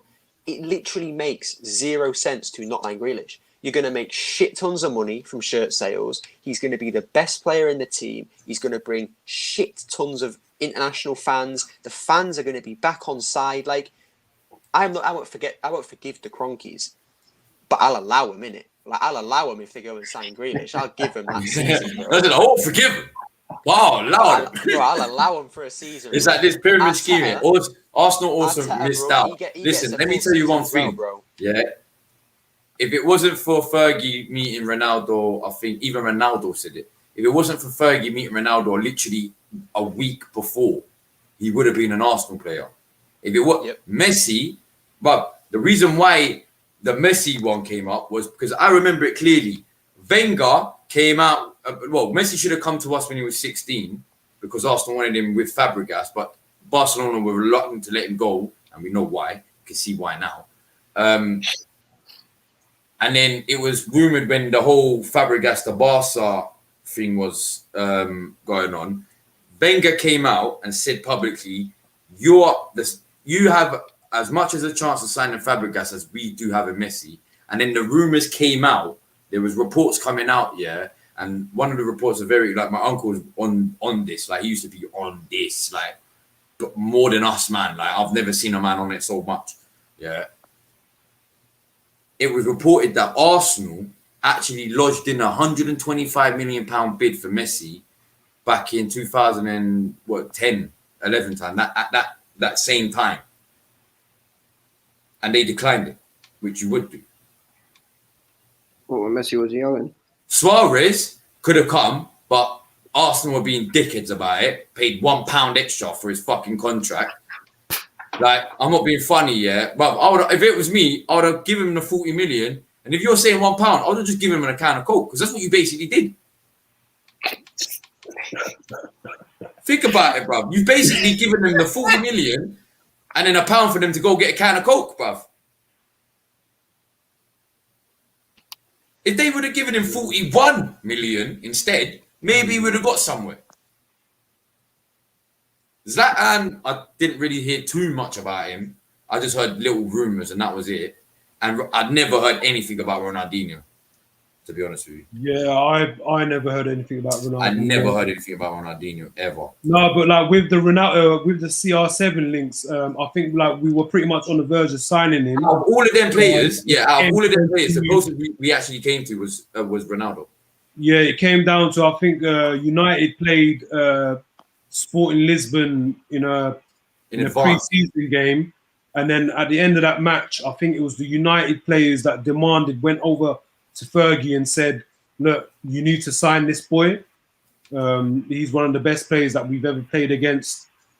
His talent is there to see." And that Fergie went and approached Sporting Lisbon and said, "Look, until we buy him off you, I'm not leaving."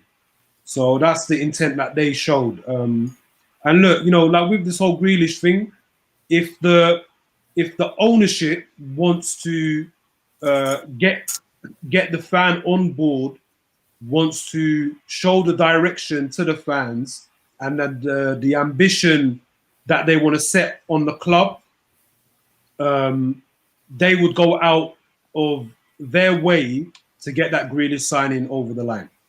And what Gunnar Express just said there, the minute we sign him, the Arsenal shirts. Look, we all know, even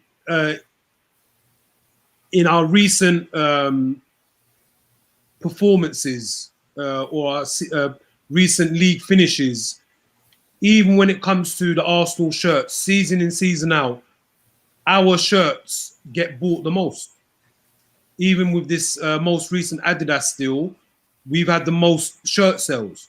So if we get Grealish, the shirts are going to go through the roof. one, and the amount of women that are going to get Mrs. Grealish from the back of this. Oh my lord! You saw what happened on Twitter, bruv. You saw what happened on Twitter with Grealish with these women, bruv. These women saw that woman yesterday him, in that. He will be. You know who he will be, Aslan? Do you know who he will be? If you remember correctly, when Thierry Henry was at Arsenal, Mr. Vavavoom. Yep, there you go. Even my mum, she's a Spurs fan, innit?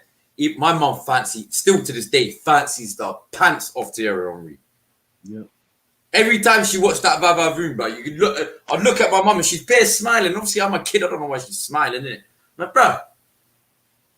Wait a second. You're gonna marry my man, because if you good on me, bruv, I'm rich. Cam, your mum's a Spurs fan. Yeah, my mum's a Spurs fan. My dad was a Spurs fan. R.I.P. Yeah, R.I.P. man. But I feel bad for you, bro. I couldn't grow up with Spurs parents, man. And you know what it is, though? No. Do you know what it is? It was more like my mum, even as a big Spurs fan, she never brought it to me as the Arsenal Spurs rivalry. She never brought that to me. Because I'm her son, she don't want to upset me or have arguments with me just over a bit of football, do you know what I mean? Yeah. But my dad, on the other hand, believe me now, bro. I'll get a phone call in the Spurs Arsenal game. You ready for today, son? Yeah, we're going to pam you today, son. And I'm like, Dad, you haven't even beaten us in like 8 years, bro. What are you talking about, bro? You know what I'm saying? Every time you're almost close to beating us, we end up getting a draw. So I don't know what you're talking about. Yeah. So that was all right. But the thing is, with my mum, yeah, she actually took me to Spurs games because, bruv, fuck it, why not? I'm in a box, bruv. Because it was in a box. I wouldn't actually go to the Spurs ground if I'm in the stands. Why am I going now? Fuck that. I'm going to a box. They have free food, free drinks. If you say no to that, I don't blame you, bro. I don't blame you, man. I'd have gone as well. Do you know what I'm saying, bro? If you say no to free food and free drinks, you're a dickhead, bro. It might not be your team, fair enough, but you're a dickhead. Yeah, exactly. Bro, and at the end of the day, when I went to Spurs, sometimes I actually fucking watched the match, and I was like, yo, Spurs are going in still. Or they'll lose. Oh, you're secretly laughing. Yeah. You know what I'm saying? I'm like, dickheads. Fuck it. Oh, no, what a shame. Oh, no, god damn it, man. God, man. You know, yeah, because obviously I'm in the Spurs crowd, so I have to pretend I'm a fucking Spurs fan, innit? Like, oh, no, so when they score, yay. I'll go, yay. Fuck's sake. No, yeah, man. When the opposition scores, I'm like, yeah, no, what a shame. No, but Cam, I hear that, man. before you had it. Oh, I mean, look. But you know what the funny thing was? The only game I refused to go to was an Arsenal game because I knew I wouldn't be able to hold back. I knew deep down in myself I will not be able to hold back. Yeah. And I'm dissing every single Spurs fan in front of me and beside me. And then I'm fucked. Yeah. Bro, you put yourself in a sticky situation, man. We all know. Right. But the amount of times the guy used to call my mum, make sure I want Cameron to come to the Spurs Arsenal match. Tell him there's a ticket. And I say to my mum, tell him that you're going with someone else. Bro, look, we all know the North London derby is the biggest and the most hostile derby in the Premier League. The only one derby I always said that was more hostile than the Arsenal Tottenham one is Rangers Celtic. Yeah, no, of course. I mean, obviously, you know, like that's a Scottish derby. But like, if we're just, I genuinely think the Premier League derby is one of the most hostile derby in the world, barring the Rangers Celtic one. Yeah, but bro, I mean, with that derby, religion comes into it is a major factor as well, isn't it? Because obviously, one club is known as a Protestant club and the other is known as a Catholic club. So, you know, religion is a major factor when it comes to that derby as well. But yeah, but look, I mean, look, you know, look, whether we get Grealish or whether we spend big money on whoever, look, at the end of the day, look, we're obviously rich in name, history, and heritage, innit? We are a big club, and you know what Gunnar Express said earlier. We are the third highly decorated club in England, you know. But bro, how much can we go on with that? How much can we continue to brag on about that?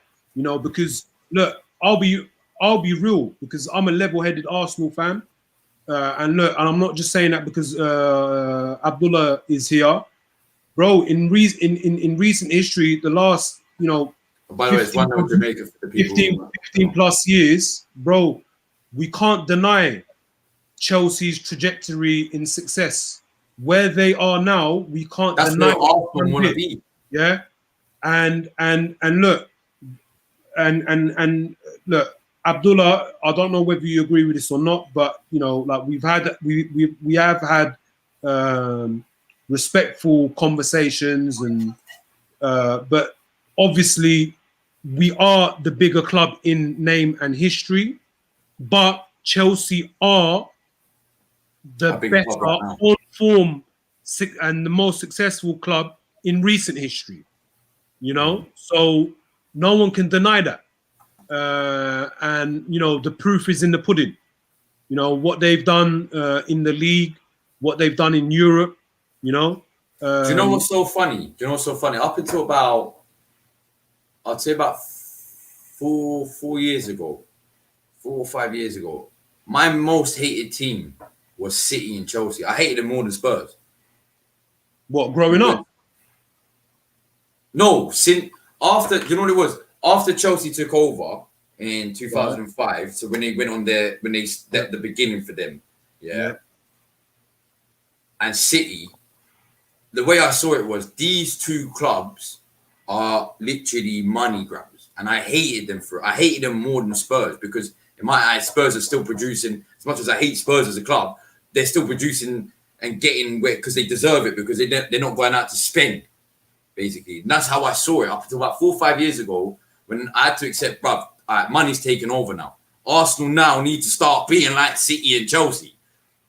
Do you know what I'm saying, bruv? Like, and I've been banging on about this. Like, obviously, I've not been on the YouTube game for 4 or 5 years, but me personally, I've been banging on about this for the last 4 or 5 years. All right, I don't hate him like that no more. I give them their respect, but I don't like them. I'll still not like them, of course. But they're not my most hated team no more. No, because if anything, they're showing us what we should be doing and what we should have been doing from back in the day.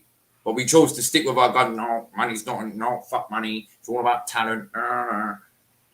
Bro, the thing is, I mean, look, obviously we're known as a club to be run like a self-sustaining club. All right, cool. But unfortunately, we haven't done that, you know, because our owners have put people in powerful positions to run our football club not very well, you know. Unfortunately, people have been, incompetent people have been running our club in the last like 10, 15 years. And the proof again is in the pudding, because, you know, since we've signed players from 2013 onwards, you know, since then we were hearing, oh, you know, we've made this signing and like the potential sell-on value would be amazing. Like, I don't want to hear any of that chat anymore, because we haven't made a single penny, you know, on the back of Ozil, on the back of Sanchez, Petr Cech, Mustafi, Xhaka, you know, Koscielny. Like these are over a handful of examples, and there's many, many more, right? And, you know, going into this new decade, I don't want to hear any potential signing that we make and then Arsenal fans saying the potential sell-on value would be very well. You know, when we were recently linked to this whole Camavinga thing, like, look, I'm not denying the lad's ability or his skill set and his potential growth as a footballer. and what he will become, right? But I just feel to sign an 18-year-old and your argument is, the potential sell-on value would be amazing. It will be highly beneficial to us. Well, what evidence have you got to show and prove to me and make me feel confident that that will happen with Camavinga? Because it won't. Because again, the proof is in the pudding. In the last decade, none of that came to fruition. We didn't make a single penny of any of our transfers that we made from 2013. So that's why I'm against it. And, you know, like with the current youth players that we've got or the young players that we have, again, I don't feel comfortable in us giving them the game time that they got last season and to put that type of pressure and weight on their shoulders to not only carry the team, but carry the club forward. For me, that's unfair. So even if, and you know, like when we talk about the Jack Grealishes or Maddisons or any other attacking midfield players or just attacking players in general, I'm hearing, oh, well, won't that hinder the progression of the likes of Saka or the likes of Martinelli or the likes of Smith Rowe? Well, look, they're 19, 20-year-old lads. How can you feel comfortable in them boys taking up that responsibility and then be held to account when shit hits the fan? How are you gonna feel then? Because look, we all saw what happened with Saka for England. You know, if we're in major finals and it doesn't go our way, and them type of scenarios are repeated, how are you gonna feel then? You know, so that's why I feel, even if, look, bro, the age range of profile of players that we need to bring in is minimum 22 up to 26, right? The more signings we can make 24 and above, the better for us, because they're going to be the main starters or the new crop of players that are going to basically be fighting to get back into top four, and then the following season, new objectives, new targets are going to be set in place in order for us to go on and potentially go on and challenge. And the way I see it, Smith Rowe, Saka and Martinelli are there to learn and to have examples to look up to. And right now we don't have that. Their time will come. They just have to be patient. And we can't overplay these players and burn them out, and then what Aslan? Would you? And then later on in their career, you know, when they reach 25 or reach their peak, they start breaking down. We can't allow that. This is what I was saying back around December time, January time. Yeah, when Saka was on his mad run, like Saka just came out of nowhere, yeah, and Smith Rowe as well. I kept saying, bro, don't keep playing him week in, week out, because you're going to burn him out. And we saw that at business end of the... We saw that and that's what I'm saying, bro. I agree with everything you're saying. We need them players where we're not depending on your Sakas, your Smith Rowes, your Martinelli. We're not depending on them because they're still young and they've still got a lot to learn. 100%. We're depending on players like the players that we need, like whether we get Grealish or Maddison or whatever. We're depending on them players because we need them players to show an example to our young players. 100%. Bro, look, we saw last season many times when results didn't go our way, our senior players were hiding, bro. Hiding hard. They were hiding. In the post-match interview, Smith Rowe, in the post-match interview, even Martinelli, who was even getting barely any game time. Before he went out on loan in the second half of the season, Joe Willock came out and faced the music. Our captain and our senior players were playing hide and seek. And I'm angry at and our captain is late for training as well. Like, you know, especially the manager, Edu, the coaching staff, and the other senior players within that team that allowed that to happen. And you know, look, the only senior player that came and faced the music was what was it? David Luiz. Was it, you know, on the back of, you know, when you know, Martinelli scored that goal and it was 2-2, but in that game, you know, we went down to 10 men. David Luiz came and faced the music, bro. He came out with his face and said, it was my fault that we were in that predicament, right? And you know, like the same thing with you know, when we all linked to Andre Onana as this keeper, bro. Look, I don't. I'm not claiming that I watch a lot of other European football leagues, right? And I certainly don't watch the Dutch league like that. But when we were linked to him, and there was a clip circulating the timeline where he was given an interview. I believe it was a post-match European game where something didn't go his way, or he made a mistake in the game, which cost them the win or points. And he openly came out and took accountability. He said that his performance was poor and that he's not going to make that a repeated incident going forward. But we saw none of that from our senior players last season. All of them went hiding.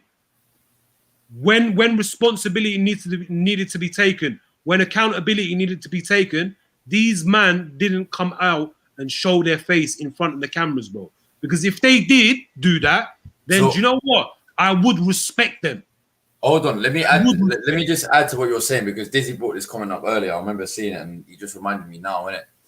He says, like or not, I'm not angry as some other fans, because obviously we need a keeper that's going to come in and start straight away. That's true. Yeah. Onana, after his whole ban is over, whatever it is he's got on right now, that won't be till November. And like Dizzy says here, he won't be match fit. But so the time he actually gets match fit, he'll already be going off to the African Cup of Nations. And then the time he comes back, no, but is the African Cup of Nations solidified number one? We probably won't even end up seeing him for the whole season. No, but bro, isn't the AFCON, is that this January or is that the following January? Yeah, no, it's this January. After the World Cup? No, it's this one, because obviously I think it was meant to happen last year, but because of the whole COVID. Yeah. I think it's this January. I'm sure it's this January.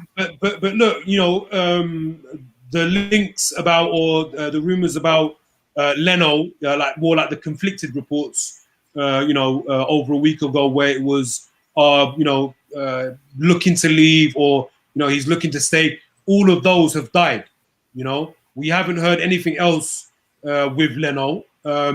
So just going on that, I feel that he's possibly staying. We've promoted Arthur Okonkwo from the under-23 squad into the men's squad. Right, you know. I've seen a few of his youth game. He looks decent, bro. He actually looks like he looks bad reactions. Well, the clips that I've seen of him, he looks good. Again, I'm not claiming that I've watched a lot of under-23 football either, but the whispers I've heard, the conversations that I've had with my fellow Gooners, they haven't said anything bad about him, right? They've praised him. And you know, only like 20, 21 right now, isn't he? You know, they've told me about his strengths. But again, look, you know, he's what, 19, 20. Like, I don't feel that he's probably ready at this stage. And I would have felt more comfortable in Onana coming in and Onana taking Okonkwo under his wing and be that big brother, that senior player, to take him under his wing and be an example for him. You know, like even with what we saw with Martinez in the Copa America, bro. This is why this time last year I was very angry with us selling him to Villa, and for that money to be used to go out and get Partey, because people were saying to me, "Oh, well, he's been at the club for 10 years. Six of them years were out on him on loan." Well, bro, look, we touched on it earlier in the stream. Some players, when they're given the chance, they hit the ground running, right? some are late bloomers. And in Emi Martinez's case, that is exactly what it was. He was a late bloomer. And when he did come back from his last loan from Reading, we went and bought, I think it was Ospina. You know, so again, at that time, you know, he was treated unfairly as well. But, you know, when he came in from the back of Leno's injury, the 10 or so games that he played in the Premier League and, in the FA Cup, he was a major key in our success when we won the FA Cup and when we won the Community Shield. And I feel that he should have been given reassurances from Arteta to say that, look, going into next season, on the back of what you produce, you're the number one. But obviously, when Leno gets back fully fit and he's match sharp, the minute your form dips and you're not performing to the best of your ability, I'm going to have to drop you and bring in Leno. And I feel that if Arteta had said this, Martinez would have stayed. I feel what was discussed between them was that when Leno is fit and the new season starts, Leno's going to be the number one. I feel that's what was being what was said in the conversations between them both. And Martinez didn't accept that.